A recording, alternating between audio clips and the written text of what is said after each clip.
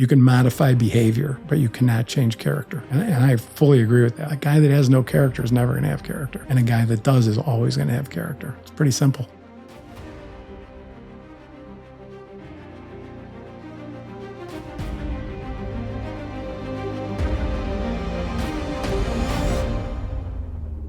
What part of success in becoming a successful trader is grounded in remember where you come from? Do you think that's a big part of it? Not forgetting where you come from, or no? Well, when you say that, does that, I think sometimes people mean like humble beginnings. I didn't come from humble beginnings. My dad came from humble beginnings.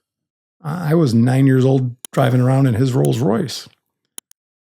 But I often remember, my mom buying me stuff and saying, you've got a lot of stuff. If I ever hear you bragging about it, you'll find out that you don't. So yeah, where I come from, when I think of that, I think more value-based. Mm-hmm, mm-hmm. That's a good answer. I think it was more of a value-based, that if you ever show off, you'll find out how fast this goes away. If ever you're arrogant, you'll find out, I remember my mom saying to me, I said something or another that she didn't like, and she said something like, "You've done nothing. You're living in your father's house. You're swimming in his swimming pool. You've achieved nothing." And that stayed with me. Mm-hmm. That's a really good... Because, that whole feeling of, well, who my dad is? Who gives a shit? The thing about trading is, I guess, I never thought of it. I guess my dad, if I was a dope, could have placed me in front of a friend and said, help my kid out. But you really do have to make it on your own. Even if he was doing great, if it was the reverse of what I talked about earlier and he was killing it at the time, he couldn't have helped me. The pit you sink or swim in. If you're dishonest, the pit knows it. Mm-hmm. It's like we were talking about out trades. I had an out trade with that guy. Hey, me too. Hey, me too. We're never trading with him again. Either he's incompetent or a thief, one or the other. The trading pits are like a jungle. Like, you can sense weakness. When someone's bleeding, somebody's BSing. My theory was I was not a tough guy, never was. But I tried as best I could to play that part because I knew that weakness would be smelled out. Mm-hmm. Now you got a guy like Louis Borsellino, famous S&P trader. Mm-hmm. He knew I was bullshit, not tough. I remember, and he liked my dad. He was probably messing with me. But I remember my first or second day, I'm sure I was annoying him, one-lotting him to death. He's keeping counts of hundreds of cars, buy one, sell one. And he's like, let me tell you something. It's going to cost me $5,000 a day to punch you. It's a good thing I make a lot more than that because I'm going to punch you every day. and those guys, the Borsellinos, were tough. They were the real tough deal. Up here and tough here. They were the real deal. They were the real deal. But I was friendly with both, friendlier with Joey. You wouldn't find a more honorable guy than Joey. Mm. Louis as well, but I wasn't as friendly with him. But Louis had an image to keep up. Joey did, but all those guys, I was pretty welcome in that corner because they had every one of their neighbors, cousins, friends, and that's where I stood, and it was fun. Louis had the best PR of any trader I've ever seen. He did incredibly well, but I saw guys make 10 times that, and you don't know their name. You wouldn't even hear their name ever. Yeah. But as a pit presence, he had a huge pit presence. But there were guys there were guys, I'll keep their names, they can know who they are. But I have friends that were some of the best speed scalpers I've ever seen in my life. I have a friend who's still a good friend to this day. Couldn't have been more generous in the pit. Couldn't have been more generous outside of the pit. And I had a mentor, Mark Milstein, that I think Jimmy Place brought up. He was he was the mark of the best pit trader to me. I never saw anyone with his speed or intuition until this other guy I'm talking about, that if I mentioned his name, he'd bash my car windshield in tonight. Even though you're complimenting him? It wouldn't matter. Okay. I won't ask you his name. It wouldn't matter. He's a very private guy, but he was the best I ever saw in a pit. And that was a real skill. It really, I don't think people realize the people skill that went along with that, and I never thought of that. Like in other businesses that I've been in since, I had somebody come up to me one day like, hey, you're a great salesman. And I was like, thanks. That must be new for me. And then I to know me is to know I rethink everything about 100 times. And I'm like, I think I was always a salesman. I think when I originally went into the pit, kind of got to sell yourself to the population, especially where I stood in the middle. And the theory was you start in the middle and work your way up the stairs closer to the brokers. I never did. I think partly because I never wanted to be beholden to anybody. If you're not standing near a broker, you might not be getting the extra bones, but you're not getting the extra blood either. And so I kind of stayed down in the middle, but I had to make myself at least a presence well known enough to trade with, to get somebody on the top step to look down and go over a Louis Borsellino's head to look at me. Now, once you're successful, that's easy, because once they know you'll take 50 contracts, or once they know your name, then they're going to look for you. But at the beginning, you've got to sell yourself. You have to. And they have to know. I mean, I remember the day my son was born, my first son, a 38-year-old lawyer now. My dad didn't get his way. He didn't want me in the business. I love the business. I didn't want my kids in the business. None of them are in it. But the day my son was born, I had a $3,800 out trade, which was kind of a lot of money for me in 1988. I could have done it, no problem, but it was not nothing. And my dad was doing my out trades that day. It was with a broker, Nick Del Negro, who I think everybody remembers. Yep. I think Nick's gone now, but he was he was a sweetheart if he liked you outside of the pit, but he was Nick the Dick in the pit. And so I had this $3,800 out trade with him. My dad, I'm not even there. My dad walked up to him and said, "Oh, Scotty's not here today. Can you just take care of this? He's having his first baby." I came back to work the next day. Nick is screaming at me, "I am never trading with you again," just because I didn't take that error. And he goes, "I'm never trading with you again, ever." And so for like 10 days, he kept going over my head. And he goes, "You like that?" And I looked at him, I go, "Since you stopped trading with me, my income's up 40%. I do." Next day, he was trading with me again. Yeah.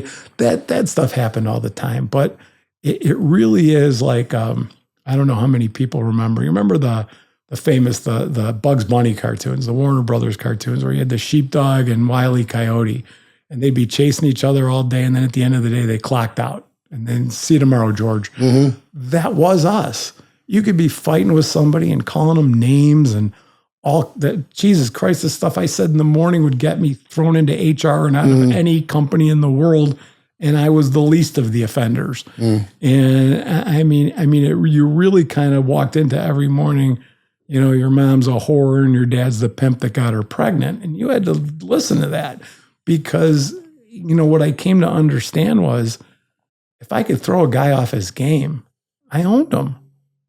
Whether it was competition as a local or a broker, if I knew his routines, if I knew his eye movements, if I knew the way his hands moved when he needed to sell or buy, that was an incredible advantage. So I think all of those things mattered. And when we're talking about electronic trading, they didn't transfer over. Body language, right? Looking at all those things. I mean, yourself. If I showed you a mirror of yourself, you could probably look at yourself and know when you had a big order in your hand. You could probably look at your own eyes and go, "Oh, I bet that was something in my hand." Absolutely. And so we all clue in on those things. It's interesting what a lot of guys, including me, did, which I think says something about community, is what did most of us do? Any of us that were successful, we started trading rooms that were like mini pits, right? Everybody sat with their computers. You'd have, and guys did it in Chicago in the Merck building. I did it in Northbrook, where you had a room, you rented a couple thousand square feet, put in 20 desks, rented out the desks and a computer, and you could share ideas and stuff. Still didn't work. Just not the same. There was something about that competitiveness. And there was also something about, I remember once a guy, coming in the pit, he was having a rough time in life and maybe he was taking too many substances or whatever. And he came in the pit flinging numbers and losing money. And like every guy busted the trade and just took him out of the pit. Just get out of the pit. Mm-hmm. But I do remember that there was a friend of mine that did have a heart attack in the S&P in the 90s and got out of there. But I think there was an earlier story. I think it was in the 80s.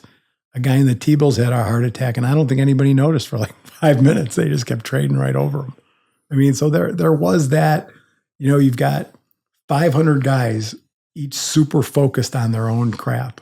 I mean, and at the same time having to interact. Like I said, you never see anything like that again. And it was really, kind of an honor. And I think one of the things I also find that you see that when you talk to a common thing, like I'm the ultimate cliche now. I live in Boca Raton. I mean, fucking Seinfeld. I mean, it's just a cliche, but like you run into guys that you might not have even liked, that might not have liked you. And I would liken it, I never had the privilege to serve for our country, but I would liken it to that feeling like we went through something together. I agree. There's a bond. We went through this thing together. So it's like, hey, what's going on? How are you? You're still breathing, a little older, and it's a guy you might not have wanted to say 3 words to in 20 years.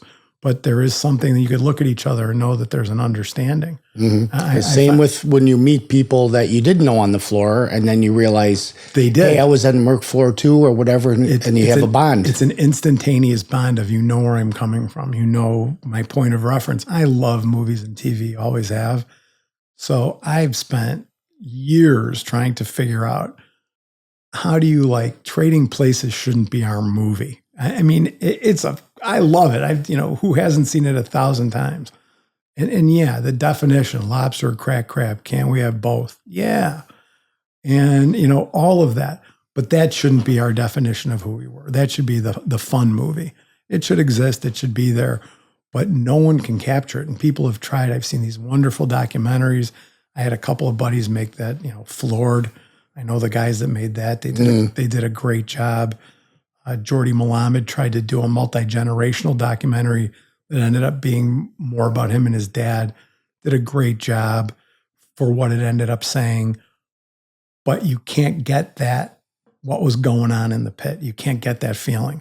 They have to, they have to turn us into some form of a cartoon one way or the other. Trading was complicated. Mm-hmm. I mean, I think we're going to see better stuff coming out, though. So I have a friend, Danny Sullivan. He was a trader. I've been on his podcast. He's working really hard to make documentaries and movies and maybe even a TV series. I wish him well. I really hope he gets it done. Like Saving Private Ryan, for instance, to really feel what it's like to be in battle. They definitely traverse new ground with that. They said that as far as a film goes, nothing gets closer to D-Day than actually being there. So I think we'll get there. I hope we do. We do. But these podcasts people love them. That's why I love that you're doing this, because I do think that, we get made very simplified, Oh, he's an idiot. He went down to the Merck. He made a bunch of money. I didn't meet very many idiots. I really didn't. Did I meet a few? Sure. but I didn't. I met a lot of really interesting guys, a lot of family-oriented guys. For me, that was, I think, the best advantage that my youth gave me was I had a dad that wanted to be a dad more than he wanted to be a trader, I think. Mm-hmm. That's awesome. And he said to me when I started, he gave me that warning, and that was the first time he called me a Merck jerk. He said, he goes, for me, it was about getting to you. He goes, I have a feeling you're going to be pretty good at this. I hadn't made really a real trade yet. I had my summer bullshit trades. But he said, I think you're going to be really good at this, but you're going to have some decisions to make. He goes, because you can make the money of a brain surgeon. And then you can go drink at the Merck Club and do whatever you want and come home at 7 at night. And everybody will think you're doing a great job because you're bringing in money. And there you are. He goes, or you can make that same living and never miss a little league game or a dance recital or any of that stuff. And I think that's what I missed in the first years of you and your brother's lives. And so that was pretty much how I took it. And I have to add in, and he knew this long before he passed, I think I found a way to split the middle. I had an awful lot of fun. And I had an awful lot of nights in the Merck Club. But I also never missed a Little League game. And I never missed a dance recital. That's awesome. Tell me, you could do both. Tell me real quick about your siblings. I have one brother, and he's 5 years younger. great guy. Did he ever go into trading or no? Yeah. He's actually still in the industry. He tried going into the industry the way I did, going in on the floor as a local and then as a broker. Was he in your pit? For a little while, and in other pits. It wasn't really him. And I knew that, and it always killed me that of all the people I wanted to say, you're smarter than I am. I think he is smarter than I am. Go do this, go do that. He was so creative, don't waste your time here. But it's, you got a father and a brother there. It's magnetizing. But in the end, he found himself, he ended up, he still runs a night desk for one of the boutique trading firms, and he runs the whole night desk. He's got a great life. He built an incredible life for himself in a part of the business that I never even considered. So I mean, for him, you'd have to ask him, but I think he ended up happier being the way it went. I think, he's 5 years younger than me. So when you're in college and you're looking at your big brother go buy a Porsche, it's kind of fun. And I'll go do that too. But I think also when he looks back on it, he didn't go work their summers. He wasn't obsessed with the place. So I think for him, it was probably more about, making money and making a good living. And that's how the Kohls did it. That's how my dad did it. And that's how his brother did it. And ultimately he found his way in the industry. I still think he would have killed it in Hollywood or somewhere like that. He's so creative and so fast. I think that would have, he's still young. Maybe he'll find his calling in that still. I think that part of it. I've tried to do a couple things in the entertainment industry with trading. I've had no luck. I've had some other luck with a couple other things I've worked on, but not that in per se. It's really hard. We have a guy that was a broker in the pit when I started, went on Oren Koulis. You look him up. He produced all the Saw movies and 2.5 Men on TV. He started as an S&P broker. I did not know that. Yeah. And we had a lot of football players, a lot of guys from the Bears, Vince Evans and Tom Hicks. He was a Bear. And there were a bunch of other guys. I mean, there became a theory in the Eurodollars, like when you had the broker groups buying guys to work there, you wanted big, tall, strong guys that could see over and do things. And one of my dear friends, Bob Levinson, who was a backer of many guys, that was priority number one was height. And I think the average height of the guys he brought in was probably 6'7". He brought in some giants. One of my partners, who's a dear friend, was like that. He was like, I want the athletes. He always found athletes. He always felt that two things: the speed, the physicality, but if they were good at their sport, the discipline of their sport. If they could translate the discipline into the pit, then I think then you had something special. And plus, they're coachable too, right? So if you're teaching them how to trade, an athlete's coachable, exactly. And I always found that. Although I always joke around. I mean, there are the things that you joke about that you do see. Like the first year I was trading, I didn't have a membership, so I was upstairs in an office and waiting to get the finance to come down on the floor. And there was a guy in the office. I'm telling you, man, I should have backed this guy forever. He was always wrong. We should have just backed him and let him trade one lots. I literally remember being in the office going, buy me. I was about to buy like 3 Swiss francs. Buy me 3. And as I heard that, I hear him saying, buy 10 Swiss francs. I literally went, never mind, sell me 3 Swiss francs. Did you ever see A Bronx Tale, the movie? Oh, my God. So remember the guy Mush? Sure. He was always wrong. This guy was Mush. They were at the racetrack. Yes. And they bet on the horse, and the horse is winning. Come on. And then Mush goes, come on. The same horse, and Sonny rips up the tickets. Kryptonite. Yeah. Come on, Kryptonite. He knew the horse was going to lose that. That's my second favorite father-son movie, to Field of Dreams, those 2 movies. Yeah, I'm a movie guy too. Well, my buddies used to jag me because I used to go on, I went and looked back at it. It's kind of funny if you can ever find it. For the Merc, I used to go on TV for Bloomberg and CNBC and a little bit of CNN, and I like talking, so they like put me on Crossfire one night. I'm like, well, what do you want? With the 6 guys yelling in there. Like, what do you want me to do? They're like, just interrupt everyone. You're good at it. I'm like, okay.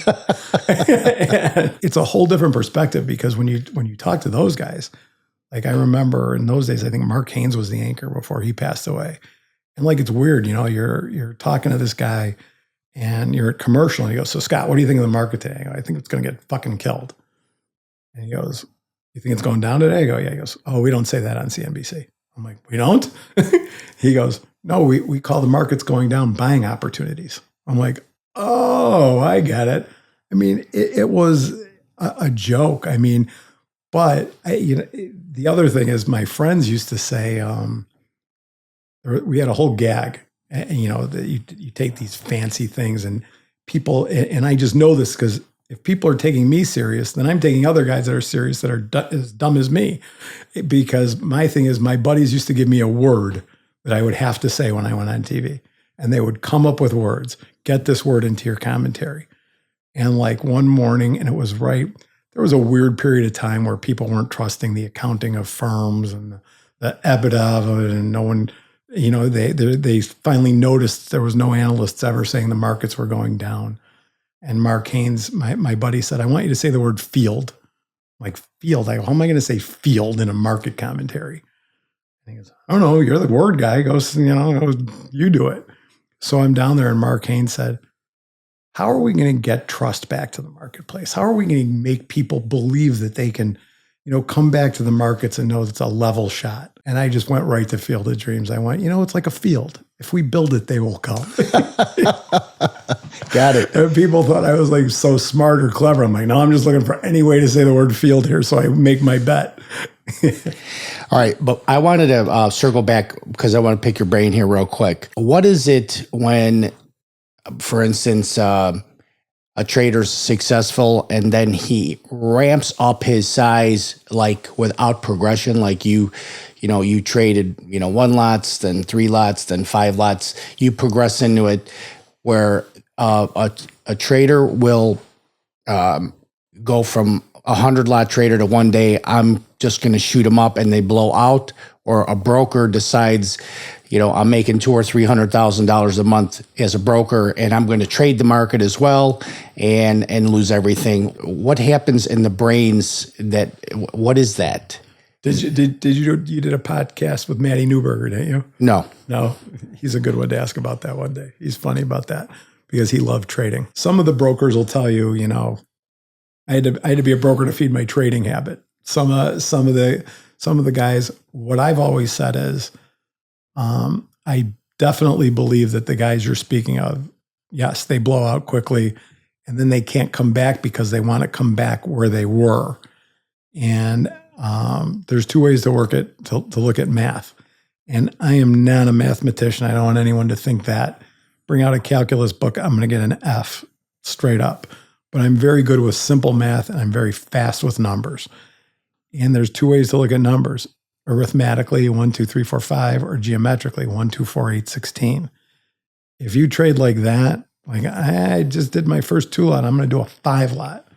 How'd you miss 3 and 4? It seems like because when you talk about it, it's like when people talk about a rich person, right? I don't know, he's got 5 or 10 million. What's the difference between 5 and 10 million? $5 fucking million. So it's the same thing. Oh, he trades 5s or 10s. He's a 5-10 lot trader. He's a 50-100 lot trader. It's a perception thing you're saying, right? Yeah, but the reality of it is, for me, is I went 2s, 3s, 4s, 5s, all the way up to 10s, and then maybe went to 20. After my first 10 lot, I definitely left the pit nervous. After my first 5 lot, I went home. And I don't remember my first 100 lot. But it goes to show you that is, if you think of it like that, 1 to 2, you're doubling your risk. 2 to 3, you're increasing your risk by 50%. If you keep doubling your risk, 1, 2, 4, 8, that whole grenade theory I talked about turns into an atomic bomb, and you've got no chance. One of the things that I realized, and it kind of coordinates the same thing with electronic trading, why the skill doesn't translate, is the electronic trader in a pit, I could be wrong, right? I could be long 5 or 10 cars and be dead wrong, losing all kinds of money, and then scalp a 20 lot or scalp a 50 lot once you're big enough to know what you're doing. You can't do that electronically. You can't power out of something. You have to be fully margined. You've got to have more money. You've got to have this. You've got to have that. You can't visualize it. So what I always say is the guys that approached it like a business, 1, 2, 3, 4, save money, save for taxes. And I had really good friends and mentors with that. I wish I could sit here and tell you I was so smart and knew all this stuff. Not at all. And my dad didn't teach me that stuff. My dad taught me how to be honorable. He taught me the things that nobody but a dad could teach. But I had friends and some of his friends teach me more the practicality of being a working commodity trader, making a living of it, not running as fast as you can until the road runs out and you go broke. It was how do you do this? And and it was like every year, that first, we joke about that first Ferrari. How did I convince my wife for that? Because she wasn't a big fan. I was putting, 30% of every nickel I made away. Every time I took out a dime, 30 cents went in the tax account. So I had a monster year one year. And with all my deductions and whatever, the taxes were like 22%. I had 8% of my entire yearly income at the end of the year. Go buy something stupid with that. That I could live with. I'm saving money. And for me, structurally, I don't think a lot of people did this. This may be me. I always set goals. I always set, if you bring material things into it, I always had a goal. I never made it look like that. Anybody, my friends listening to that will laugh at that. Oh, right, you just came home with that car. But they didn't know what was going through my head. I could tell you what the car meant to me. What that car meant to me was because the reason I call that my first one, I bought a used Ferrari when I was 19. It was a clunker. It was horrible. It was to try and be something I wasn't. I got rid of it. Which model was that? Do you remember? 308 GT4. That's a Magnum PI car, right? No, that's the 308 GTS. It was Okay. a 308 GT4 Dino. And the car was just, it's kind of a funny story in itself in the sense that I was trading that summer. It was that summer I made all that money I talked about. The car was only like $24,000. I wanted it. My dad said, absolutely not. You got to make the money. So I'm making money trading. And now I've got enough. And he made me sell my car. I had a Datsun 280ZX. Which is a sweet car. And he bought it for me, but he wanted me to have blood in the game. He goes, you won't have a car. Sold my car for trading money. So now I've got enough money to trade it in for this $24,000 car. And my mom's screaming at him. She's like, you can't let him. He's 19.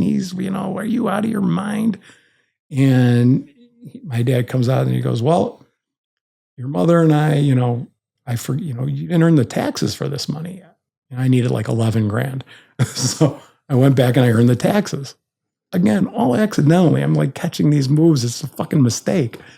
And then I hear that my dad comes out and goes, and your mother and I also decided if you're such a big shot that you could buy a used Ferrari, you have to pay for your next year's tuition in college. So I did. 30 grand, 10 to the college, 10 to taxes, 10 for the car. And I remember my dad saying to my mom behind a door where I had my ear up on the door. And he's like, what do you want from me? I screwed up. I told the kid he could buy it if he did good. I never should have said that. That was my mistake. But now we keep putting roadblocks up and he keeps blowing through them. We can't keep saying no. But he ended up getting his way because I owned that car about 6 months. I took it back to college with me. It broke. I took it back home. He drove it and the brakes went out. And I always call that his last move as my father, not a friend. He just sold that car and called me up and said, I sold your fucking piece of junk. The brakes went out, almost killed me. I'm not worrying about you on a highway. Sorry. And that was that. So the real Ferrari came when I bought it. And what it meant to me was I needed to have X amount in cash. I'd have my kids' college put away and my house paid off, and then I could buy it. So it wasn't really like the Rolex watch where I had debt and all kinds of things. And, I got enough money to buy a gold watch. Okay, great. I changed my personality into it had to be goal-oriented to buy something. Otherwise, it became nothing. And what I used for that excess energy that guys have after a good week, I was a horrible waster, like buying CDs. Okay, big deal. You have a great week and blow $500 on CDs. Who cares? And that's how I took care of that. You do well and you just want to do something. So I would do stupid things. I also had a lot of fun, like buying my grandmother a car was a massive highlight in my life. What kind of car? Just a Mazda. That's all she took. Nice. She wouldn't take anything. I'm like, come on, let's go look at a car. I'm not buying a new car. And I had it all set up. I had the guy go, oh, no, we can get you a good deal. He's like, I don't want it. I don't want it. She goes, are you his grandmother? She's like, I am. It's grandmother's day here. She goes, oh, what does that mean? It means the car's yours. She didn't get it for like 10 minutes. Then she started crying, and then she said no 300 times. And, one of my favorite stories, because I do believe for all of us, there's a couple of them. You have to look at the hard times in life. They build more character. Have you ever met anyone that teaches you anything from success? I think all your character and the things you learn come from hard times or whatever you consider hard times. Because fortunately, I've never been hungry. I don't know that kind of, but there's, I wanted to get engaged. I didn't have money for a ring. Nothing. I had nothing. But I loved this girl. I wanted to be engaged. My mom gave me a stone, and I was just so disappointed in myself. And I gave it to my wife, and I said, my to-be wife, and I said, she didn't care. And I'm like, this is going to be an heirloom one day. This isn't your real ring. And that's the ring my daughter-in-law wears now because we gave it to my son. My wife is pretty funny. I bought her her dream ring that was too big and too showy for her. So she owned it for about 3 years and sold it. And I bought her what she wanted to wear. But that, or my dad, when my dad went through hard times, he had to get rid of his gold Rolex. And when he was doing well again, he didn't want another one. But I remember seeing him with it, and I wanted it for him. But he wasn't that guy anymore. He was older. He was more sophisticated. He wasn't that showy guy that needed that gold watch. So I went and I bought him like a white gold watch. It was very understated. And he was like, won't take it. Absolutely not. Will not accept a gift like that. What white gold watch? I think it was a Frank Mueller watch or something. Whatever the fancy watch of the day was. And it was for his 60th birthday. So it was a big deal. And I wanted to do something special. And he was like, nope. So I wrote him this whole letter that said, all right, do me a favor. It's not your watch. My son, I said, it's his watch. My son's watch. Do me a favor and wear it for the next 10, 15 years. Whenever you think he's worthy, give it to him. And he took it under those circumstances. And then my dad passed away. And when my son, so I took the watch and put it in my safety deposit box. And when my son passed the bar, I gave it to him. I said, nice. I think your grandfather would have wanted you to have Very this cool. now. Yeah. So, I think that, and I wanted him to know the story. The stories are better than the things. The things are just things. Whatever car you think will make you happy won't. Whatever watch you think will make you happy won't. It makes you feel good for a minute, and then it's an achievement. But it's when I look at my kids and I see that nobody's living in my basement, that's an achievement. When I see that they all pay their own bills, that's an achievement. Buy a gold watch, anybody can do. So but I also think that when you said, knowing where you come from, that's where I came from. Where I came from was family's everything. Love is really important. Loyalty is really important. And money is really fun. The money being fun part was true. They should have added to that. And, my parents both came from nothing. And, they came from very, very modest households, which was maybe why they were so into having so much fun. But, my dad, I think when we were younger, he should have taught more responsibility. Like, I think that part of the things that helped me, that, again, you'd have to have my brother here to ask him, but like, he didn't mow a lawn. He's 5 years younger than me. Those 5 years where my dad started doing really well, I was mowing lawns and bagging grass and had a list of chores to do every day. And to my kids, they had a pretty soft life. They didn't have chores and stuff like that. But I was also very clear. Oh, God, I remember my mom yelling at me for this. My mom always was, this is your house forever, like the house we grew up in. You could always come here. And I was the exact opposite with my kids. I was like, you guys like this house? Good, it's mine. If you want to work hard, grades are your currency now. You can't make money. You got two choices in this house: get a job or go to school. and they all did great in school. I got a lawyer and 2 teachers, and they have done nothing but make me proud, but they always had to do something. Because I think there is too much of today's world of, we just hover over these kids and give them everything. And then it's hard when you have money. It's harder for your kids to turn out good. Oh yeah. Because they're not wanting for anything. And as a father, I didn't want them to want for anything, so as a father, I wanted, them to have everything. One of the things I've asked my son this a million times. I can't get a straight answer, but I was the kid, my dad bought me a car. He kind of had to, was he going to let me drive a Rolls Royce or a Porsche? No, he had to give me a normal car. And so, but every single time he went out of town, what car do you think I took? I mean, come on. I was a kid. He got so many phone calls. Oh, Ted, I saw you were in town. I'm out of town. No, I saw the Mercedes. That was me, I always got in trouble for that. My kid, I'd be like, you want to take the Ferrari on a date? No, never. They just never. I don't know what it was. I don't know. Maybe it was my wife. Maybe it was me. But they never. And when that error happened, and my life was still fine. I mean, thank God. But I didn't want to. My parents hid a lot of that hard stuff from me. I wanted my kids to think it was worse than it was. I wanted my kids to, things will change. If you don't teach kids, life lessons, who's gonna? And honestly, I think I had a shrink tell me once, I got in an argument with every trader needs a shrink at some point. We're all fucking crazy. And I remember he said, take something away from your kid and throw it out. I'm like, huh? He's like, well, when do you want your kid to learn about long-term consequences? Have you ever made a decision that you're still paying for? And I'm like, yeah, I'm still paying for shit I did 10 years ago. And he's like, well, you want to recreate that? I'm like, no. And I remember he goes don't be stupid. Don't throw out the PlayStation. But I remember within a couple of weeks, whatever the fancy $10 toy of the week was, I'm like, if you do that again, I'm throwing it away. And I did. And the whole, I'm good now. Can I have it back? Sorry. I'd love to give it back to you, but it's gone now. I think there's something to that.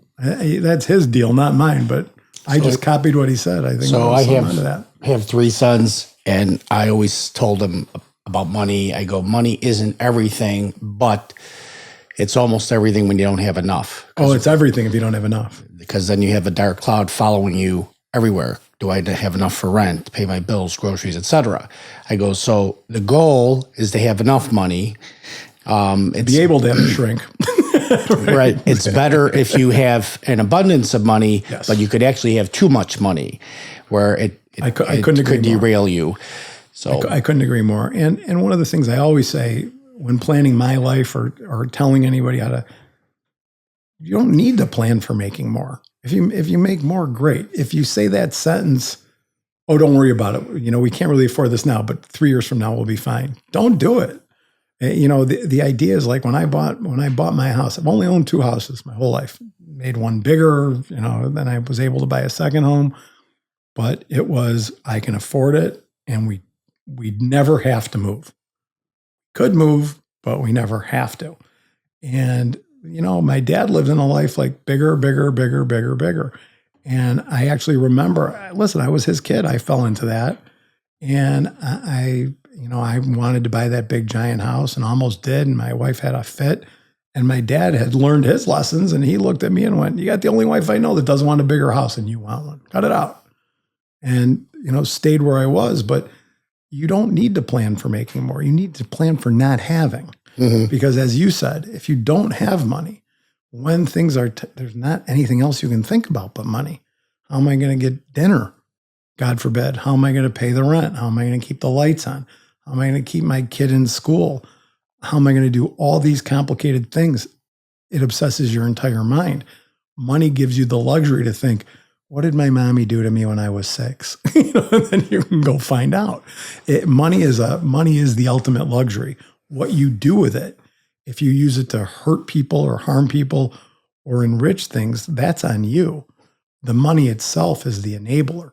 it's the great enabler, especially in America, where you can really, if you have money, you can do anything, and we're seeing that more and more. I mean, I do unfortunately think that the loss of our industry, because, I get it, to do these podcasts, and certainly I'm not anywhere near the biggest names you're talking to, but you want to talk to guys that had success and guys that did this and had that. It's a great story. It's a great car.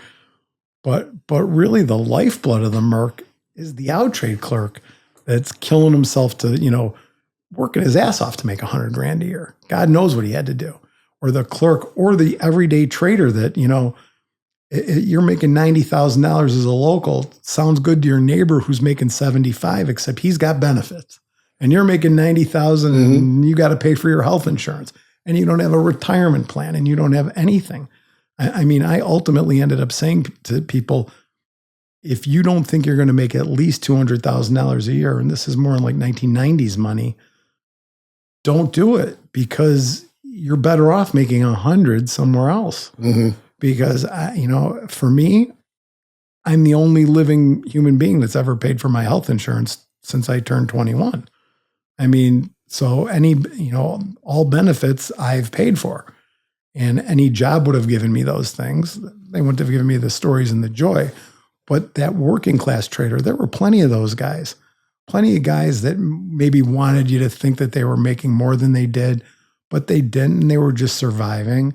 I remember, trading 1s to 3s, and I had my first $10,000 month. And I was watching a friend of mine who was there a few years before me, and he's trading 10s and 20s back and forth all day long.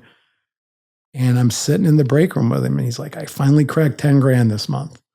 And in my own head, I don't want to make him feel bad, but in my own head, I'm thinking, you're trading 10s and 20s? I have a third of the risk you have to make the same. You look like the bigger trader. And guys wanted to look like the bigger trader, but not everybody there made millions. And there were a whole bunch of us. And some of us made $1 million. Some of us made tens and tens of millions. There's a couple of billionaires that came out of the S&P. I think the jump trading guys came out of the S&P. So, there's all kinds of levels, but that wasn't the lifeblood of the Merc. That's the guy everybody wants to be. That's the quarterback. If you're on the football team, that's the quarterback. That's that guy. I'll tell you a story. I had Colin Palmer on here. Love Colin. So there's a working class trader right there. Very disciplined. He stayed within his numbers. He didn't make millions of dollars. And if I had to tell you the happiest, most well-adjusted guy I've had on here is him. You haven't had anyone on here happier, and I'm definitely not. I remember when he was trading up until now, you see him on social media or whatever on his boats, and he really appreciates life. And I think that a lot of times a trader, myself for sure, you forget that what are you making this money for? It's that whole argument, that American argument of we live to work versus the European work to live. Try and find the middle of that. Maybe the country should try and do that, because I think with blowing out the Merc's middle class, so to say, and now you have hedge fund managers, right? I think that's what happened to the country. Like I said, I think that if you take an industry like ours that has every aspect of an economy that flows through it, and then you look at the economy, why are we shocked that there's similarities?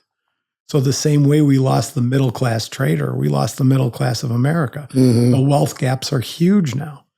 The wealth gap now it used to be the wealth gap in the S&P was the 100-lot trader to the 60-lot trader to the 5-lot trader. Now there's a 1,000-lot trader and a 1-lot trader. And I agree. And I also say, I didn't live in a neighborhood full of traders. And I could go up and down my street and go, that guy does this and makes this. That guy does this and makes this. Now it's like everybody I know is struggling, making, 100, 150,000 a year or 700,000 a year, or they just sold their company for $1 gazillion. I don't know people that are making 180 and have a great life. It doesn't exist anymore. I look at my own kids, and I was telling my daughter the other day, my 7th grade social studies teacher was a man, one income family, didn't have a fancy life, had a couple of cars, went on a vacation every year. Find a teacher with a single income that can do that now. Doesn't exist. I agree with you. Doesn't exist. We haven't talked politics and we won't, but I can tell we're pretty much like-minded. I want to circle back now because we're talking about this, about what these computer algorithms can do with the market. So I believe the market is artificially high. Absolutely. So could we potentially see some cataclysmic, super fast break in correction? Do you think that's possible? To give you some perspective on this, I'm 10 years late because I think a lot of us thought in the Great Recession that was going to happen then. Then we started printing money and got to where we are now. Yes, what you're talking about that scares everyone is what they call a black swan event, where you hit everything. You hit the bond market, the stock market, the real estate market, everything at once, as opposed to we had the tech bubble and we had the equity bubble, and instead of that. Yeah, I think there's a huge risk of that. I think that there is, I find a few things hard to believe. And I do think the numbers tell you, and I'm sure you could tell from how I talk, I a lot of times tie life into markets because I think they're kind of one and the same. I studied psychology, not business. A, it was easier, but B, markets are nothing until today. When I used to speak about trading, I used to say the same thing and I lived by it. It doesn't matter what we change. I used to go to the money show and they'd show all the new equipment. And I'd say, it doesn't matter what the new monitor is, what the new trading system is. Human nature hasn't changed in a million years. And we're the ones making these fancy machines talk. Now you have AI. I don't know where that'll take us. What if AI decides Apple's not a $4 trillion company, it's a $1 trillion company? And I can't help but remind people, because I think people don't, no one complains on the way up, right? And it's like we were talking about inflation at 2% inflation for interest rates is great, but 8% at the grocery store is death. Well, it's kind of the same thing in markets. Markets climb up hills and fall off cliffs. There's no such thing as a market that slowly goes down. It just doesn't happen. That's why investors love to be long and professional traders love to be short, because you get your money quick when you're right. And so what I think is going to end up happening is, best example, I was just the other night, I've been here for a week for Thanksgiving, up to see the kids. And the Facebook movie was on, The Social Network. And that whole movie is predicated on the magnificence and brilliance of Mark Zuckerberg creating Facebook, right? And at the end of the movie, when all the little writings go up where this guy is now and that guy is now, they're like, Facebook is worth $12 billion. And Mark Zuckerberg's the youngest billionaire in America. It's only 14 years later, and Facebook's worth $1.5 trillion. And Zuckerberg himself is worth $230 billion. That makes no sense to me. It took Apple 3 decades to get to a $1 trillion valuation and 10 years to make it $3.5 trillion. Is it, I kind of believe markets belong where they are the minute they're there. So yeah, they belong there now. But when you talk of the speed of the cataclysmic thing, I beg people, we're living through these times now. And it's not so much the politics of individuals or what everybody fights about, but the politics of people. Where are people now? And I can't help but say the high for the stock market before the Great Depression, I think, was made in June of 29, and in October of 29 set off death for America and the world for 10 years. The great crash in 87 that bought my house and made for great stories everywhere. I think the high in the market was somewhere in the 3,000s, made in August. And the S&P was, I think, in the 300s. And it went down to 181 in 2 months. It lost 40% of its value.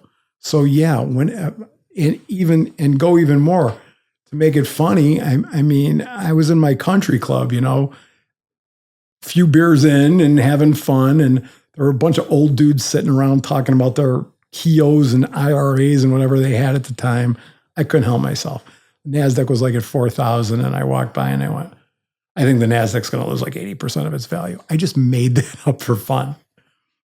These guys started yelling at me. This was like in the original Google markets and AOL, and like, why would you say that? That can't happen. That's impossible. And of course it did. The NASDAQ went from 4,000 down to 700 in a matter of months. These guys followed me around like I was a market wizard for 4 years. I was making it up. I totally made it up. So when I think by the time I think markets are the epitome of the old fire in a theater. There's plenty of room to get in. And when there's a fire, try and get out. And I do think we're gonna see a reckoning of that. There's too much money in the world. And I know that sounds silly, but I can't help it. I come from a place, I've had the same house in Florida since 1996. It was worth the same amount of money from 1996 to 2017. It's up fivefold since 2017. That's not right. Mm-hmm. It's not about, it's just not right. It doesn't work that way. It doesn't work that way that, companies like Exxon that have been around 100 years are worth a tenth of Apple, maybe less than a tenth of Apple. It just doesn't make sense with how normal economies work. And then when you tie it in, again, I don't care about the politics of Republicans and Democrats, the politics of the world. The world is going back to isolationism. And if you go back to the 1930s and that late 20s, early 30s, that's exactly where we were. America for Americans, Germany for Germans, France for the French, Japan for the Japanese. That killed us in the 30s. If people looked it up, the Smoot-Hawley Tariff Act is what killed us in the Great Depression. And we're doing it again. And, any kind of, even if you don't have a trade war, how do you have isolationism now, especially now when I started trading? How about this? Forget that. When the IMM started in 1971 and I'm 9 or 10, I think somebody once told me that to move $100 million overseas took like 4 days. And now you can move $1 billion in 2 seconds. So how can we have this interconnectedness throughout the world and then start fighting about economics with each other? Not to mention the simplicity of you're looking at the idiot kid here that in 4th grade, when everyone was going, and they're teaching proudly so that America is, 10% of the world's population and we use 30% of its resources.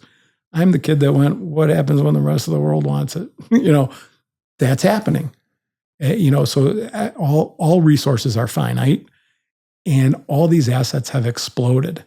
And I kind of liken it to people kind of forgetting that the stock market could cut itself by 2/3 and companies will be just fine. The investor won't be, but I liken it to, if you go historically to markets, I think the first time the Dow hit 1,000 was under JFK. JFK gets killed. The Dow doesn't come back to 1,000 until Reagan. Did corporate America disappear? No. Stocks were boring. Market was all about earnings and salaries and different ways to measure wealth. We now measure wealth in the price of stocks. So yeah, I think there's a whole lot of error. And I think now you tie that into AI, tie that into algorithms, lack of that greed or guilt that we were talking about before. You could take, if you did the equivalent, I did the math, the equivalent of the 87 crash is the Dow going from 44 to 25 in 3 months. That's the number on it. So yeah, that could happen in a heartbeat. And again, I say to those people that go, oh, you're being radical or you're being this or that, I point you back to the beginning of our conversation. Oil going negative. How does oil go negative?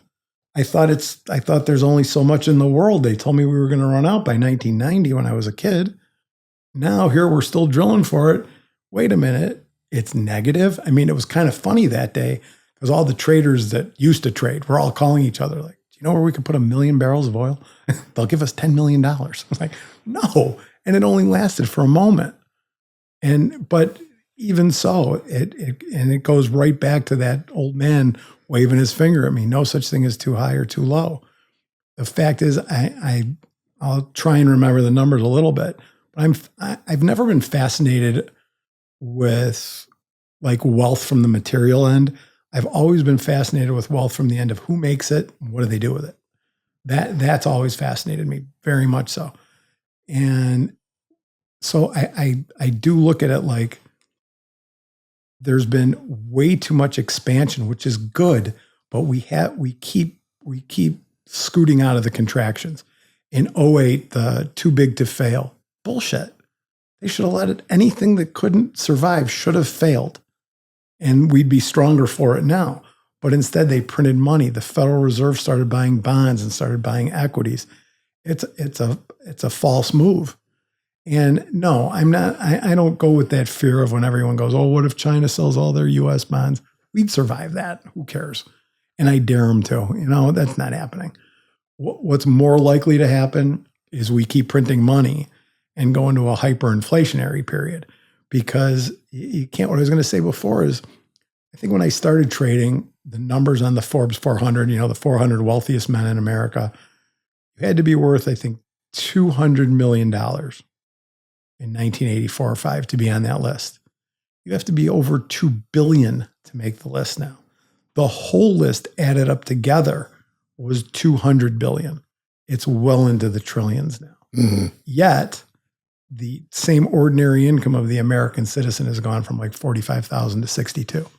It's gone up like 40%, while the wealth factor for everyone else has gone up thousands of percent. And that's why you have this split economy, this split feeling in America of the economy is failing. Depends who you're talking to. If you're talking to somebody that owns a lot of stock, the economy's doing great. It's not sustainable. It's not sustainable. I really believe that. And I also believe that, one of the things is, and I ask a lot of my friends to see if they remember, do you guys remember what set off the 87 crash? Do you remember there's a bunch of reasons. There's a million books written on it.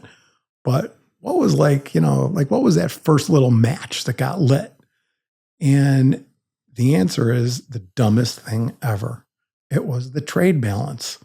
For your audience that doesn't get it, that's really simple. Just we buy $2 from Mexico of Mexican goods, they buy $1 of American goods. We have a negative $1 trade balance. We bought more from them than they bought from us. Which, by the way, isn't that how you want it? Don't you want them, don't you want us to be able to buy all the stuff? Of course. But that number freaked everyone out, even though it's 10 times bigger now. So what scares me now isn't the amount of debt we have, which is, if you're talking about it, you're talking about expansion, turn of the century. So, guys like you and I, we're talking about the last century. But at the turn of the century, the federal deficit was $5 trillion. It's 36 now. And all of that happens because of laziness and printing money and not dealing with our problems. So what that would end up meaning is, I actually had somebody say to me this week, I'm a little nervous about treasury bills. Are they going to be safe? I might just keep my money in a bank. And I started laughing at them. I said, if a treasury bill isn't safe, what makes you think your bank is safe? And they went, well, the FDIC. I went, the FDIC is owned by the Treasury or part of the government. It's all one piece. Mm-hmm. And then you start hearing about, the baby boomers are dying off and they're going to pass trillions of dollars off to the people underneath them. It's the largest wealth transfer in the history of the world. You really think the world's going to let that happen? Because I don't. And I just don't. And I've always said this, I've always been better at looking at the big picture than the little picture. Otherwise, I'd be talking to you from my private plane. The little picture makes money. The big picture is more fascinating. But there's no doubt that we have extended ourselves into just incredible places. And now we want to start saying, screw you or screw you. They're going to say, screw us, start fighting.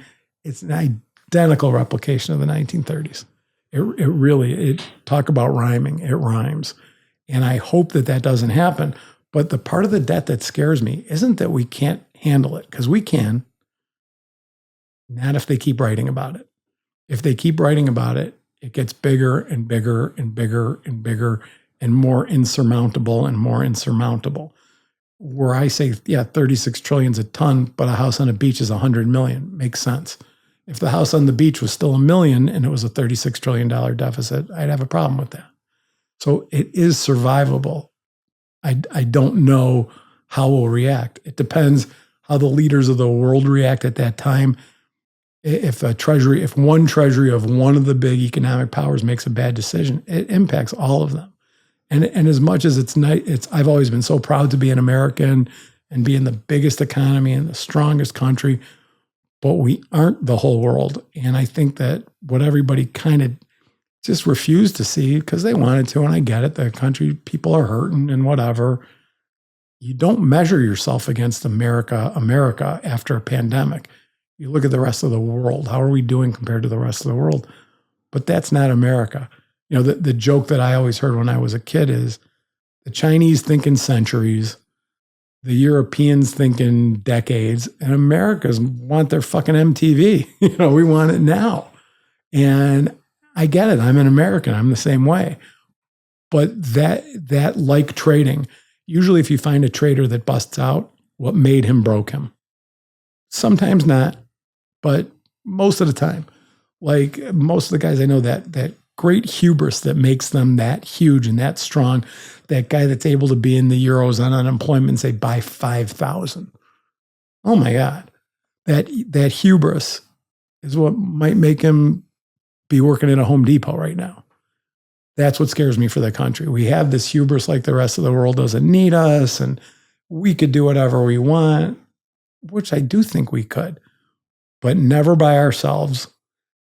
And, you know, people kind of forget, I get it.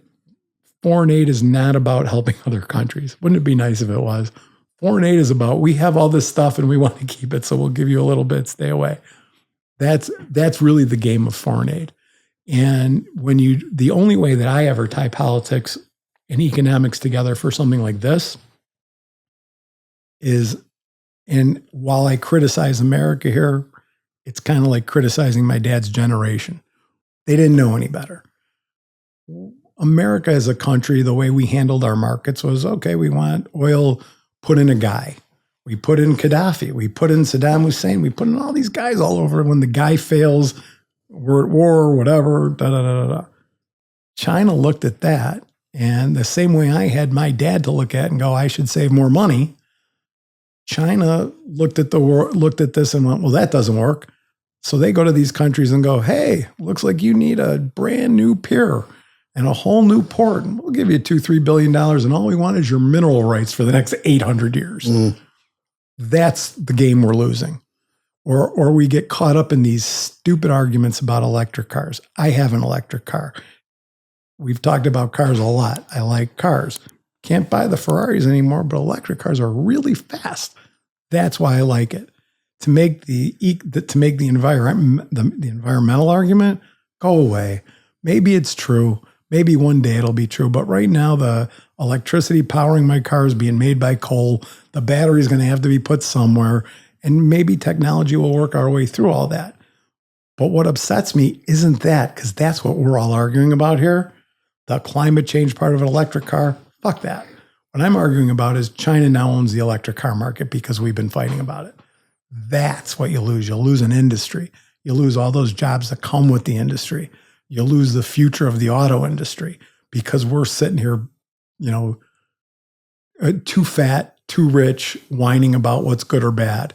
And that's not what it's about, because the same way when we're joking around a minute ago that, you make enough money, now you can, hire a shrink. You don't have enough money for food. You can't think about how tough your childhood was. Who has time? Too busy trying to survive the day. It's the same thing with a country. Country gets too fat and rests. They don't rest. They're trying to catch us. They're trying to beat us. And so I hope, like with every bone and cell in my body, I hope that people kind of look at markets and tie the two together and get that while our markets might be overvalued, if we did it right, we can maintain maybe not the current valuations, but pretty decent. Because one of the things I say that's, like you said, you read all these charting books. That was, those were my teenage years. Because like I said, my dad didn't want me in the industry. So in those days, they'd sell a charting book. I don't know if you remember, they sold it. You'd buy it every week and make your own charts, make your own high, your own low. My whole bedroom was surrounded by that with presidents over the markets. So, it's like when I say stuff, I'll make a comment like markets do better under Democrats than Republicans. They think that's a partisan comment. That's the little boy looking at a name over a chart, because the political argument could be maybe the Republicans set it up for the Democrats. Well, I'm not smart enough to know that stuff, and I don't care. I just associate name, number, movement.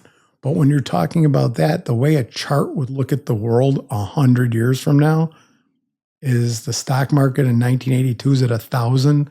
It goes up to 44,000. It goes down to 19. Hey, it's halfway back, right? That's what a trader thinks, except we'll all be starving and in the gutter for those of us living during that time. For those of us that are technical analysts 100 years from now, it'll just be a blip on a chart. Because I always say, remind people of the Japanese market. It hit the 40,000 mark. I think when we hit 10,000, they crashed down to like 8 and stayed at 8 while we went past 10,000. We don't have to recover in stocks. The market may evolve itself into something else. I don't understand crypto enough to say I don't believe in it.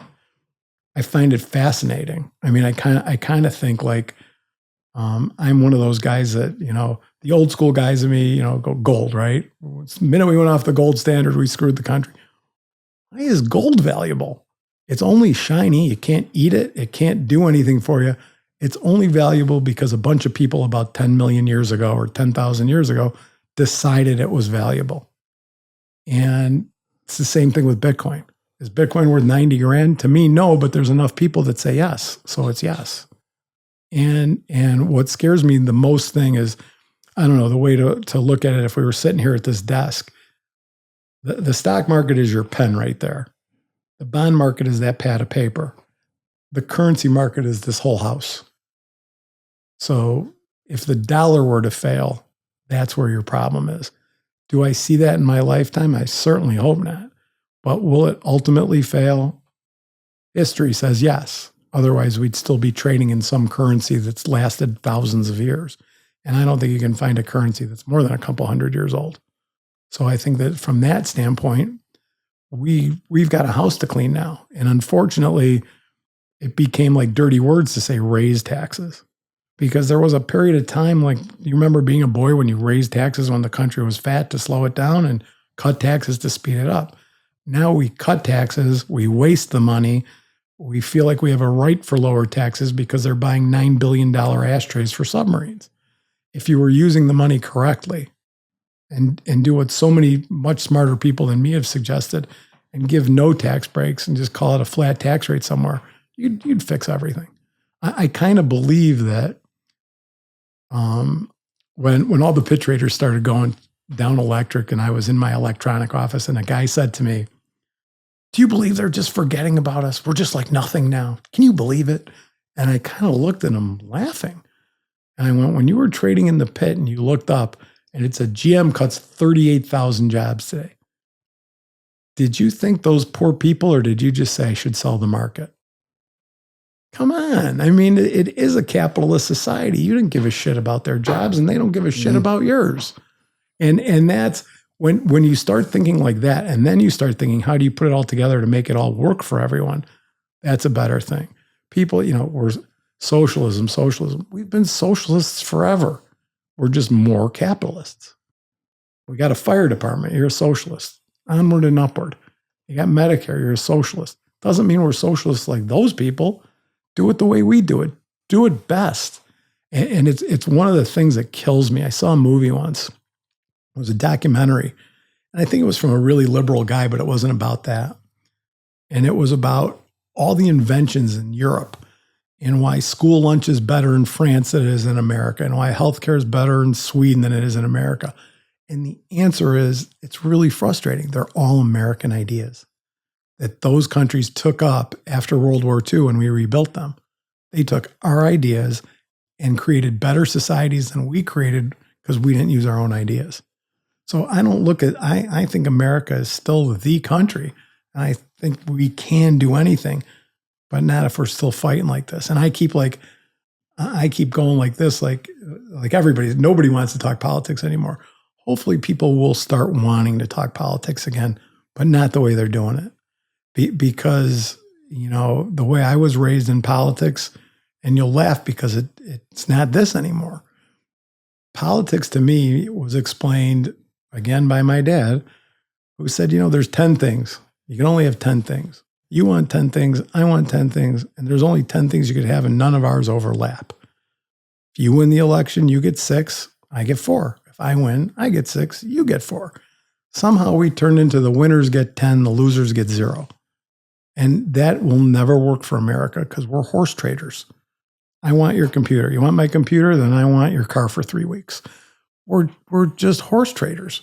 And the minute we forget that, and the minute we start thinking that this way to look at the world is superior, we're done. And and I think that the average guy today is like stock market up, good. Stock market down, bad. Tell that to someone that doesn't own stocks. And so, yeah, while I'm heavily invested in the stock market and I worry about it every day, I do think we're highly overvalued. Longest answer to a quick question. Well, the one of the key things you said there, and this could be another podcast, but with the 6 and 4, I get 6, you get 4, or you get elected, you get 6, right. I get 4, and now it's 10-0. Fuck you. And take a hike. And the thing is, we're human beings. We should collectively be able to figure out what we all need and a good way to get there. Exactly. But the politics has evolved otherwise. Because when you look at the hardcore issues in America, when 90% of Americans agree with whatever issue it is, and then you see that government won't pass the law, that's a problem. And it's the real problem when you need government is half the people want this and half the people want that. Then you need somebody to mediate. If 90% of the people want something, then 10% don't get to say no. And somehow we got there. And listen, we got there. A lot of the reason I think that we got there is kind of simple, because one of the things I hear like my kids saying, the younger generation is, all these old guys, and, they're all so old, and why? And I said to my son's pretty educated. He's a smart kid, went to top schools. How many of your friends are in public service? What do you think his answer is? None. Because it's a sucker's job. When I was a kid, being a congressman was an honor. Oh my God, that would have given my grandmother years to brag about. Now, who wants to be one of those guys? And so there's no term limits. They stay forever because nobody else wants the job. And can you blame them? If you're a brilliant kid coming out of one of our best institutions and you got Goldman offering you $200,000 a year to start, or a law firm offering you $250,000 to start, or you can go be a public service person and do what's good for the country for $30,000. Where are you going? And one of the things I think would be great fantasy, if I'm king for a day, you could never get a military draft back in this country, and I hope we never have one.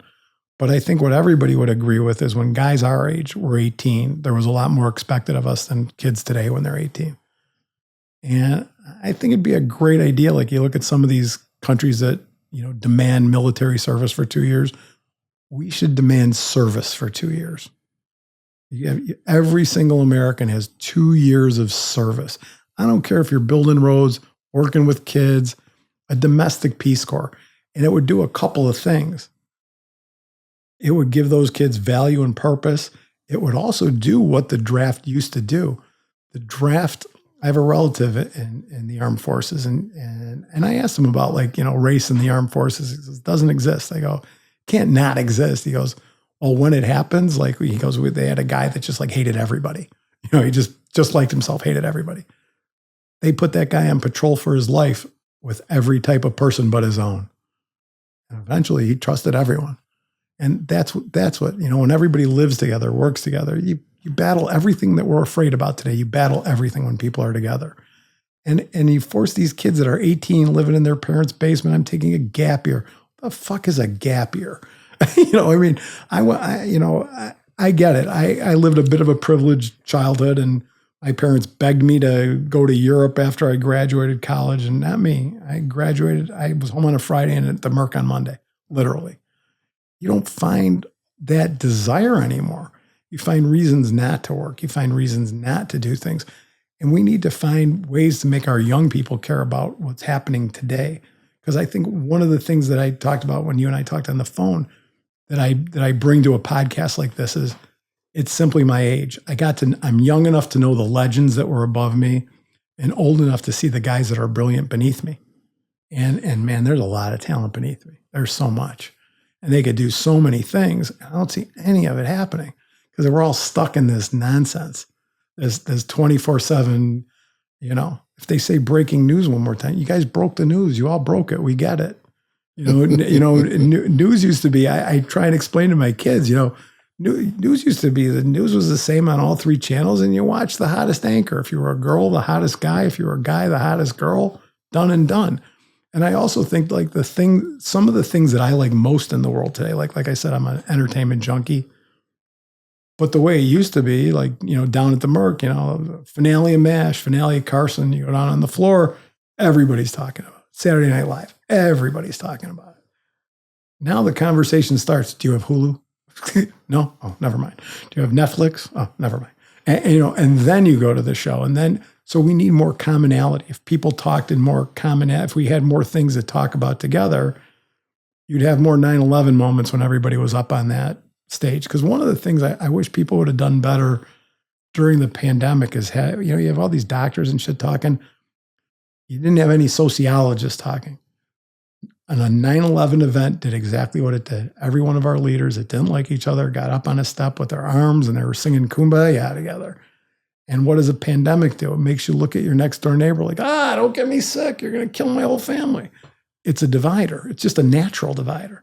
So if you have the world give us a natural divider and then we have leaders that help that division continue, I'm done telling our leaders to unify us. I'm more telling people like you, telling anybody that's listening, tell your own kids, tell your friends, stop fighting about this stuff.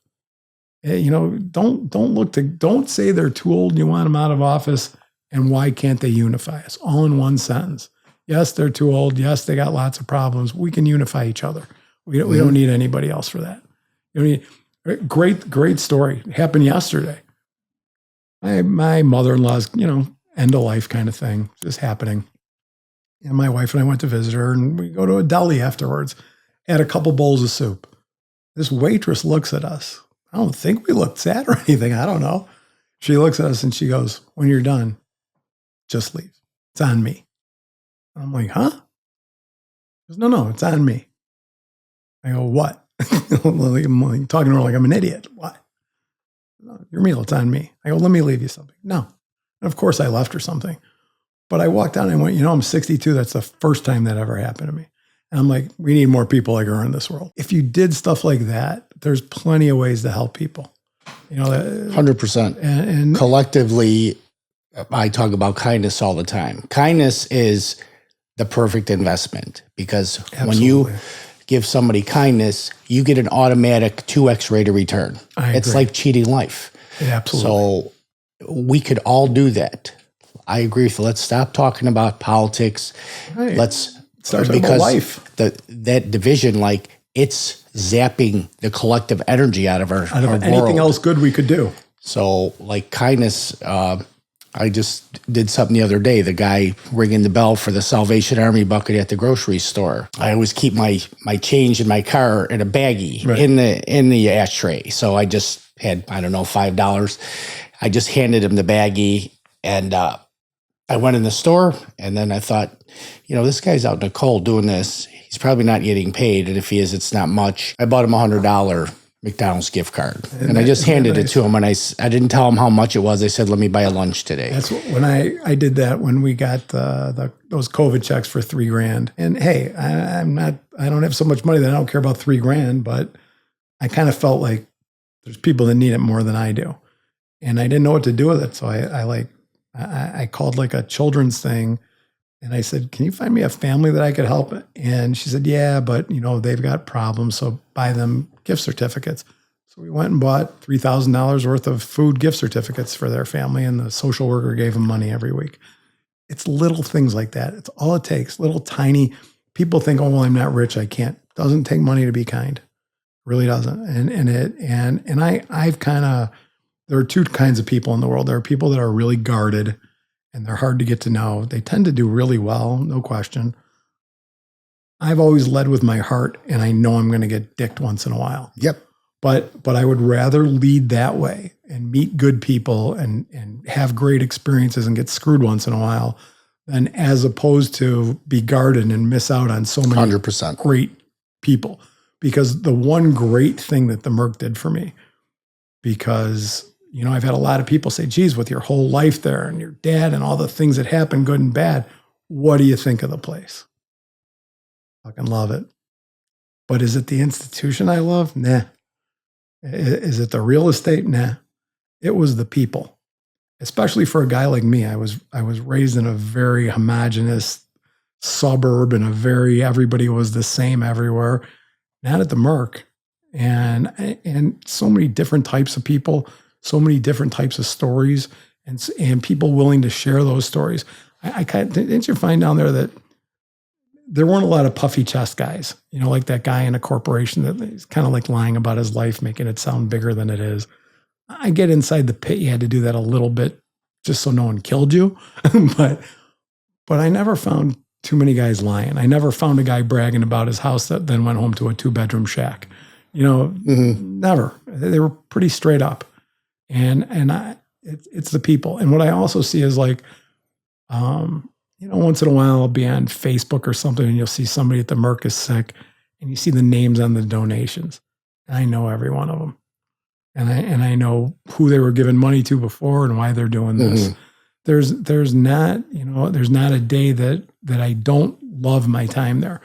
And what I often tell young people, especially, is there's only two things that you get out of work, either joy or money.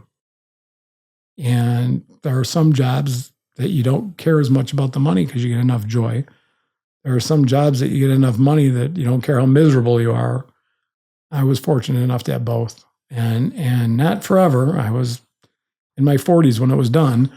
But those years that, formed who I would be as a businessman, who I would be as a friend, and who I would be as a coworker, that absolutely formed me. And I think that the Merc made me better for that in its own bizarre way, because there were just so many different types of people, so many just different people from Chicago. I mean, I went to so many places in Chicago I was never at before, and so many friends that I'm still friends with.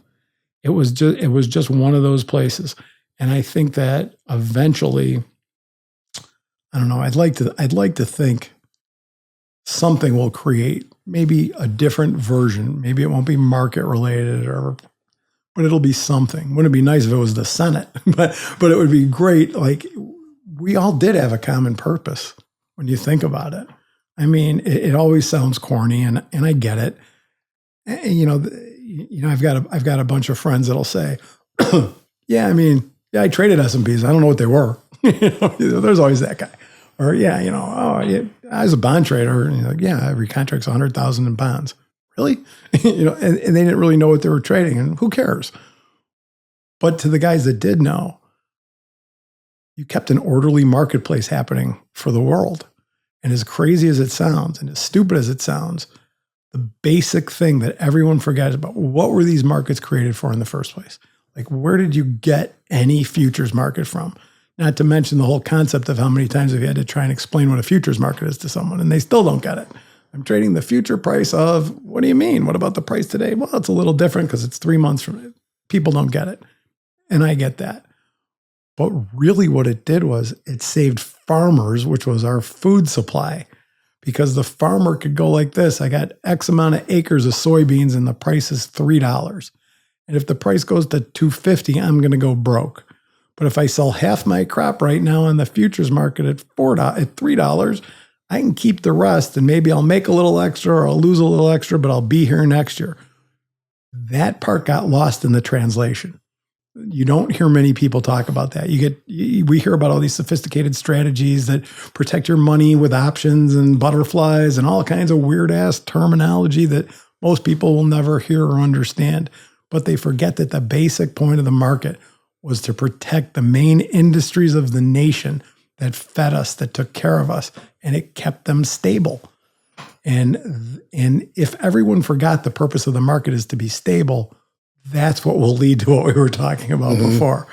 That is the purpose. Like when I hear people say, the Federal Reserve is evil, I'm like, do you know what the Fed is for? And they're like, yeah, to make money. And I'm like, you know that the Fed doesn't really make money. It's not like that. Yeah, well, they're stockholders. I'm like, there are no stockholders. There's nothing.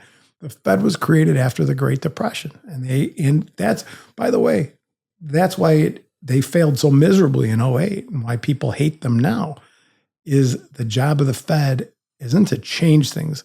It's to lessen them. So instead of too big to fail, let it fail, help the people. That's the idea of the Fed. The idea is lower inflation a little, can't get rid of it, lower rates a little. Don't let things spike and go crazy all over the place. It was designed because in the Great Depression, everything was perception. If you had a magnificent bank that was completely solid and 10 guys went to the bank, took all their money out and told all their neighbors they were afraid of the bank, and everyone took their money out, that massively stable bank was insolvent by the afternoon. That's what the Federal Reserve changed. And I'm not big on institutions. I'm big on protecting the ones we need, making sure they run properly, and take them out of the bastardization that we changed it to. And part of what I say by that is, what's kind of funny is, do you remember it all when you were a boy? And most people don't.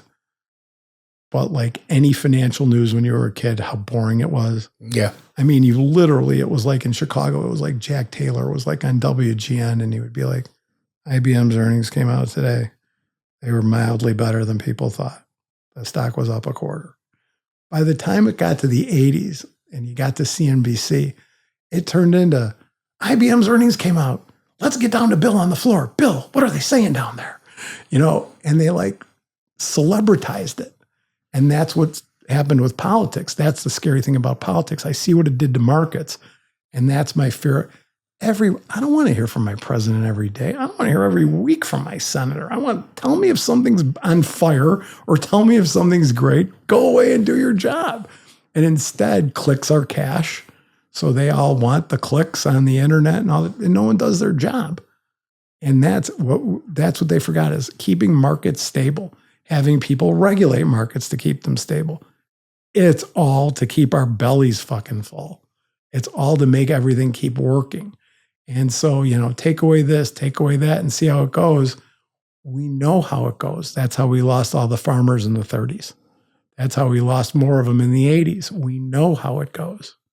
And I always joke around about it's inefficiency. It's not just the bullshit. It's like I used to be involved a little bit in politics of the Merc, like how to keep the Merc afloat, because that really impacted my dad's generation. Like when I was talking a little bit about the taxes that changed, they basically used to do something they called it rolling, but just call it deferred taxes. I'll make my money today. I'll pay my taxes later. The Merc lost that loophole to the oil industry. It wasn't that government said that loophole isn't fair.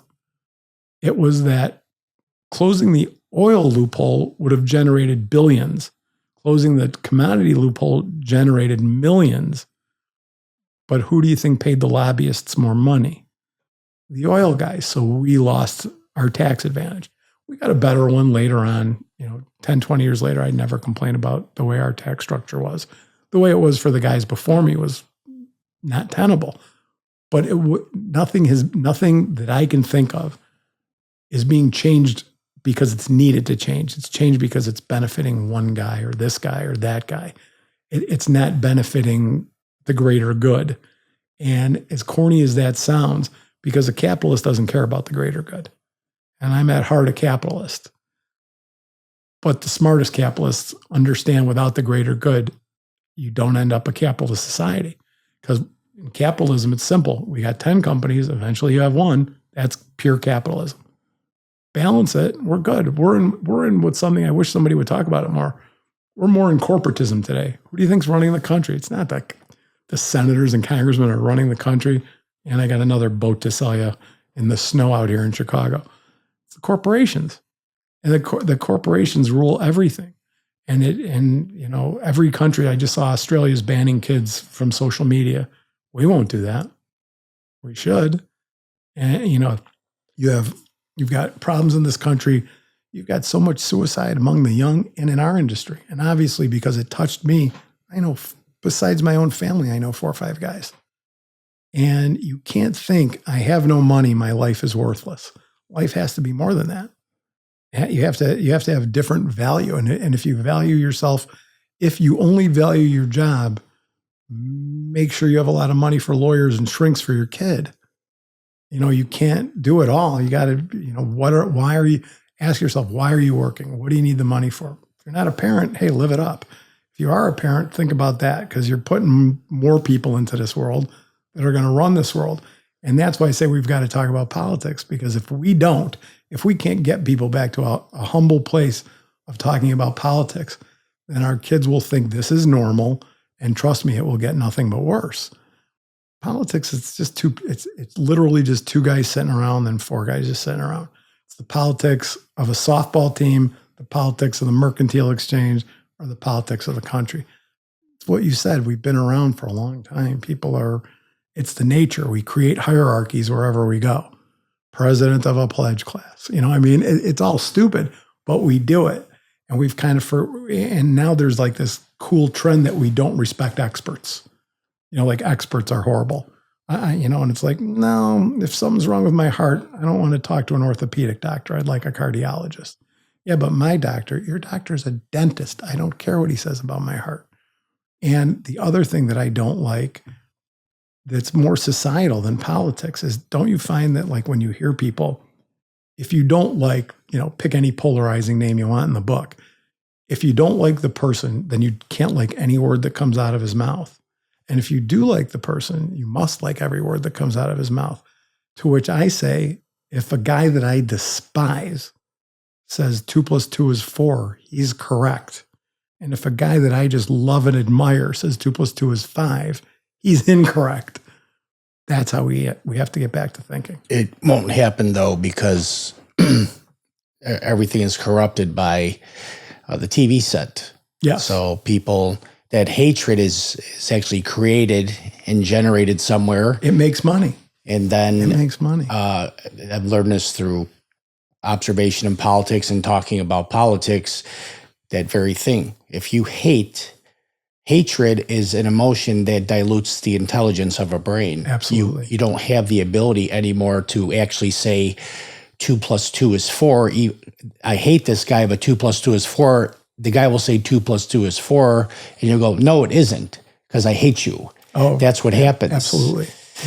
And believe me, like I think when I was political at the Merc, I forgot who it was. It was one of the Kennedys. I had breakfast with like 8 guys, and I walked in there going like this: I'm not falling for any of this stuff. And man, he smiled at you, said 4 things, and I left that room thinking 2 + 2 was 5 for 5 minutes. I mean, that's their skill. My skill was figuring out what to buy and what to sell. Their skill is how to say whatever is needed to get what they need that moment. As long as you get there. But you're right, it's so much easier to hate somebody than it is to go through the complexity of somebody. What do you hate about them? You can't just hate them. What is it that you hate? Is there anything that you like? I mean, when you get back to thinking like that, it really does get back to how markets work. It's really kind of the same. It will always circle back to me that way. Whether it's violence on the floor compared to violence in our streets and cities, what was acceptable and what is acceptable has changed dramatically. When you talk about how we interacted with each other, and we talked about it a minute before we started, the most fascinating thing that I found in all my years on the floor was the thing that should have helped us the most was the greatest creator of fights ever. And that was when we put cameras in. Because as to your audience, we explained what outtrades were before. Well, whose fault is this outtrade? Why didn't I get that trade? Why did he? Oh, well, in the old days, I would just say, oh God, sorry, I lost $3,000. Oh, I'll give you a check for $1,500, and we'd shake hands and call it a day. Once the cameras came, it turned into a blame game. And these were, trust me, these were top line cameras. We could look at your fingerprints. And we would say, no, look, your finger moved to the left, your finger moved to the right. And instead of, oh, sorry about that, let's split it, it turned into F you and your mother and your father and the whole world. And I mean, there was actually a point in the NASDAQ pit later in my career, toward the very end of my pit trading career, my dad was still on the floor, that a guy got mad at him over a nothing trade, like $100, $200 trade. And he was like 30 years old to my dad's 62. And he decked him. He just charged at him. And my dad, I said to my dad, sue the guy, immediately. My dad said, I won't sue him. I just want him to pay for this is an old school, new school. My dad said, you know what? I had to go for an MRI and I need some physical therapy. If he picks up the bill for that, I'm done. And my dad said that to the guy. He goes, it cost me like $2,000, MRI, physical therapy. And the guy was like, F you, I don't care. That's some young guy. And so on that note, I insisted my dad sue, and it cost the guy $30,000, $40,000. And I hated that he had to sue another trader to do the right thing. And all he had to do was say sorry and pay for his physical therapy for a few $100. Couldn't do it. There's something that became more arrogant about us all, that the idea that we don't make mistakes is nuts. Or you talk about, like I had an error once. It turned out not to be an error. So I'm kind of a new trader. It's like, call it like 1988. I'm starting to do well. Maybe, things are going okay. Crazy, violent day in the markets. And I come in and I see that there's a 30 contracts of S&P that didn't check out. And I had just borrowed money to buy my seat, just went to the bank and just took out a mortgage to buy a house. And this guy looks at me. It's a $300,000 error, which is about $290,000 more than I have right now liquid. And he looks at me and he goes, I didn't trade with you. It's your problem. F you. I know I didn't. Not on me, not a nickel of it. And I took my trade checker, my other clerk, and we went through his duplicates. It took us 4 hours and we found the trade. And it didn't cost me a nickel. Of course, I went home shaking that day because I spent the whole day, instead of trading, looking for this trade that this guy said he didn't make with me. You went through his duplicates. Mm-hmm. Yeah. He was a broker. He miscleared it with somebody else. So if I would have just written the ticket, somebody would have accidentally made $300,000. I don't even know who. And instead we found the trade and matched it. All on a guy being dishonest. Why couldn't he have just said, I'm not really sure. You want to look through my shit? Mm-hmm. And I absolutely know I didn't do it because he didn't want the responsibility because the number was too big. I knew this guy. If the number was $3,000, he would have said, maybe I traded with you. Can't be about the number. Character isn't about a number. I agree. Character is character. It's like what one of my friends often says, you can modify behavior, but you cannot change character. And I fully agree with that. Like a guy that has no character is never going to have character. And a guy that does is always going to have character. It's pretty simple. And back to wrap everything up, you cannot change the nature of man. And that's never. We already touched on that. Never. And we'll see what AI does, but I would suggest everybody just go watch The Terminator, because that's, I believe, the first time I saw what AI was. Awesome. This was a phenomenal podcast. I want to ask you the question I try to ask everybody. On a scale of 1 to 10, 10 being the best, how happy and fulfilled are you in your life? That's a great question. See, that's my personality. I want to divide it up. I want to go financially, I'm a 2, and this, I'm a that. Overall, I'm a solid 8. Yeah. And I would never say 10 because I know there's always something more. But I'm married to my college sweetheart for 38 years, known her for 42. I have 3 adult kids, 7 grandkids. I don't know where the hell that came from. That's awesome. And that's just a wild change in perspective. The 4 guys that stood up for me at my wedding are still 4 of my best friends. You're painting a 10 to me. That's all I'm saying. You're painting a 10. I feel really, really blessed. That's awesome. And yeah, everybody wants more money and wants more everything, but I feel really, really blessed. That's awesome. To bring back our mutual friend, Colin Palmer, he taught me it's not the pursuit of happiness, but the happiness in the pursuit. It is. Well, I'll bring up my car for the last time. What do you think was more fun? The joy of thinking about it and earning and saving for it year after year, or driving it? trust me, the journey was way more exciting Yeah, than where that's you awesome. got to. Yeah, the journey. It's always about the journey. Awesome, brother. Well, I was thank you great. for coming on. Keep I think doing this this. is going to be one of many. We have a lot of things we could talk about. Absolutely. I hope you get lots more guys out there. I know lots of guys just like me that should come do this. Awesome. I'm grateful for you. Grateful for you, man. Everybody out there, thank you for joining Warrior Podcast. Remember, there's a warrior inside us all. Thank you, Scott. Thank you, buddy.